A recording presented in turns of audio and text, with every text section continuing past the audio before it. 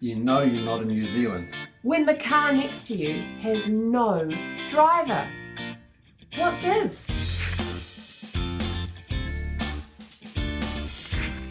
So now we're in California. We're currently in San Francisco City, out for a walk in the rain, and there's a car with no driver. Okay, this is a little different. And there's another car with no driver.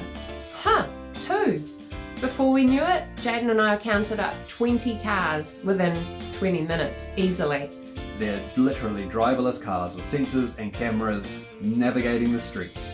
We also saw one at a four-way intersection with no traffic lights, and it would start to edge forwards, and then if somebody else turned up at one of the other streets, it would stop. So it was edging, stopping, stopping. There was plenty of room for confusion, but luckily the other cars were manned by humans so they could adapt and accommodate the vehicle with no driver.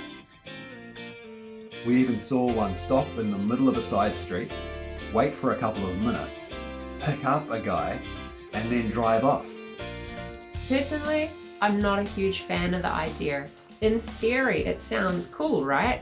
Honestly, I don't trust those cars or the technology driving the cars in the slightest. Whether it's because they might take you off the end of a pier because the GPS was wrong, or whether it's because they get out of control, or whether it's because they simply go too slowly and really annoy all the surrounding traffic.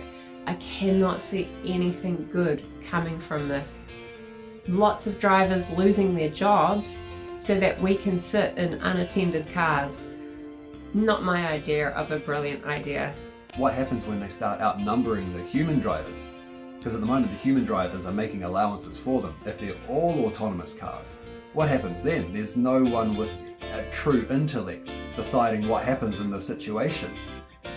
When we were back in Baltimore, catching an Uber with a really good driver, we were having a chat to him, and he was explaining that in California there are already driverless Ubers. And we felt really bad for the guy because he could see that the loss of his job was coming eventually.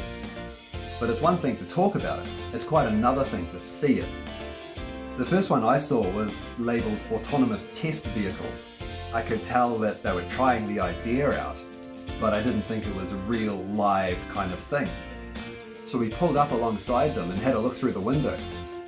And there was someone sitting in the driver's seat, but he wasn't driving. I think he was just there to make sure that nothing terrible happened. But the idea that they were working towards having driverless cars actually on the roads without a driver was a bit of an eye-opener. Yeah, it's definitely not what we expected to see. And I really hope not to see too much more of it. Just don't. Guys, support your Uber drivers, support your taxi drivers, they have families.